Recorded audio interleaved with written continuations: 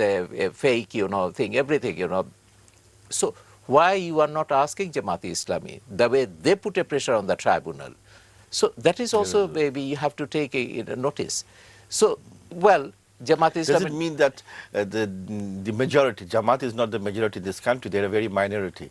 But does it mean that we, the majority people of this country has less voice outside the country than the Jamaat because of money? It is because of money, but definitely I'd like to say that that is also failure of our government also. The way government should address these problems, issues diplomatically, they miserably failed when they are, arranging international conferences. Sometimes we go there, and last year I went, both of us, I and one of my friend, Turin Afroz, we went to European Parliament, and that was arranged by some of our European friends. But we have to go with our own pocket money. Nobody paid our travel and other things.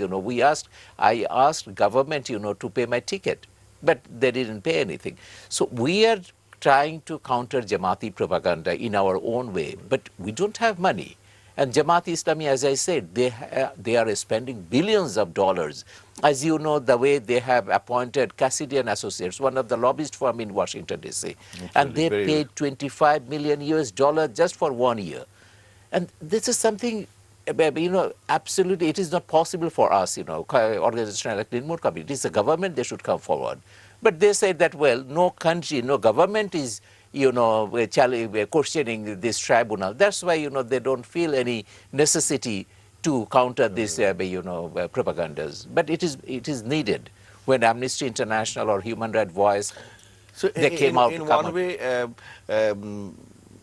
what you're saying is the government needs to put in more effort in dealing with the international community on this issue. Definitely. When the question has been raised by the international community, you have to respond to that. I think we have... And we have all the answers, because all these questions are based on false and lies, The sheer lies are propagated by the Jamaat-e-Islami. Because the government shouldn't have any dearth of funds. So I think it's only that it puts in some of its money in the... In fact, you see, this is last year when I came back from Europe and America, I just wrote a letter to the foreign ministry. I said that, well, at least in 3 of our mission, in Washington, D.C., in London, and at least in Brussels, there should be a cell, comprised with one journalist, one lawyer, and one diplomat, those who can respond these issues. Because these foreign missions, they have many, many things to address. But, well, when these questions are coming from different quarters, Human Rights Watch, organizations like Human Rights Watch, Amnesty International, many, many watchdogs are observing, and many, many foreign journalists, as well as many organizations, even the lawmakers are raising questions. So it should be answered. It should be addressed properly. And I do believe that if we address these issues properly, the people will understand. We are fighting for justice. Right. Viewers, welcome back to Afterthoughts. And my guest this evening is Mr. Sharier Kabir, who doesn't need an introduction, but then again is the president is the Forum for Secular Bangladesh, or Ekatturer Ghatok Dala Nirmul Committee. Mr. Sharier Kabir, we have seen Friday's violence across the country. The Jamaat-e-Islami unleashed its violence. Some of our colleagues were injured. And it was felt that the media has been targeted by the Jamaat, because in various places there were absolutely open attack on the journalists covering the incidents. The question is, why the media? Because you're also a media man. And the second question is the issue of banning Jamaat. How far are we there? Well, if you look into the history of Jamaat-e-Islami, it's a party of the terrorists, it's a party of the fascists, and they don't believe in democracy. You just look into the writings of Maulana Maududi, the founder of Jamaat-e-Islami. He strongly opposed Western concept of democracy, and he advocated for Nazism and fascism. When the Second World War was going on, and when the Nazis and fascists were killing innocent people in Europe. And in his view, these are the unique ideas that has to be propagated, and he followed those ideas. And since then, we have seen the Jamaat-e-Islami, when we have seen the incident of Lahore, in 1953, how they brutally killed innocent Ahmadi Muslims. the children and elderly people. Hundreds of people were been killed in 1953 in But the Lahore. Western world calls them a very organized Yeah, they political say that the very moderate Islamic moderate. party. So this is the example, or these are the examples of moderate Islamic party, and they must know that Western people and even their medias have covered the brutality of Jamaat-e-Islami in 1971. If you now these American documents are open, public, these are all public, and it was a genocide. And this Jamaat-e-Islami, they perpetrated genocide in the name of Islam, and they abetted Pakistan army in committing genocide. And since then, Jamaat-e-Islami, when it appeared in Bangladesh in 1979, they first even killed one freedom fighter, I remember, Jalal in Chapai Nawabganj, and that was the beginning. And since then, from 1980 till now, every time we are saying that they are killing innocent people. And right now, just few hours back, I was reading the proceedings of the parliament. In 1993, the Jamaat-e-Islami's student organization, Shibir, killed one student leader in Rajshahi, Rimu, and all the parliament, at that time BNP was in power, and all the member in the parliament from treasury benches and opposition, they raised a strong voice against Jamaat, and all of them said that Jamaat should be banned. We should not allow a party like Jamaat-e-Islami. But unfortunately, later we have seen, for obvious reason, BNP joined with Jamaat and BNP have a coalition, and that's why Jamaat became more violent, and they are committing atrocities throughout the country. And since last year, we have seen they are attacking police. Right, and there's no sign that BNP is going to give up Jamaat. So yeah, that is is going the to problem continue. with BNP. And now, if you look into the grassroots people, support, the most of the grassroots activists of BNP, they are not supporting BNP's high command's policy to appease Jamaat or to share the burden of the war crimes on their shoulder.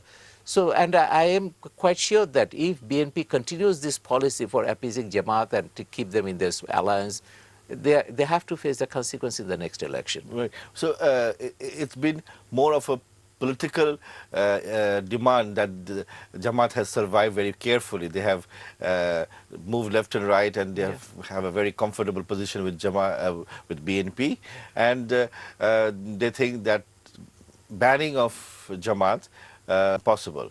Is it impossible or is it possible? Well, in 1972's constitution, Jamaat-e-Islami and all religion-based political parties were banned, and because the reason was very obvious, because in the name of religion, these parties, they killed 3 million people, and that's why, the framer of our constitution, particularly Bangabandhu Sheikh Mujibur Rahman, said it categorically: we are banning these parties because we don't like to see the repetition of 1971. And he also said it very categorically: the religion is a very sacred matter, and the political parties shouldn't indulge in religion, or the religion should not be involved in the politics. Because every religion, every people love their faith. If you include religion in politics, it becomes very difficult, to criticize any political party. Whenever you criticize Jamaat-e-Islami, they said, well, they're criticizing Islam. So that was the problem in 1971 also. We were fighting a liberation war, and they said that these people are fighting Islam. So this is the politics of Jamaat-e-Islami, and that's why, we always advocated that religion should be separated from state and politics, and that was the spirit of our 72's constitution. But later, after the assassination of Bangabandhu Sheikh Mujibur Rahman, everything has been changed. Now, we are campaigning for the last 21 years to instate the 72's constitution, but Awami League, they have their own problem. They said that, well, they may go up to banning Jamaat-e-Islami, but even they left it on the court. They are not doing anything. As some terrorist organizations like Harkatul Jihad, Jamaatul Mujahideen were banned by the administrative order. And Jamaat-e-Islami is a similar terrorist organization. That is, we have hundreds of evidences of Jamaat-e-Islami's link with Islamic militancy or terrorism, about their global terrorist network, global jihadi network.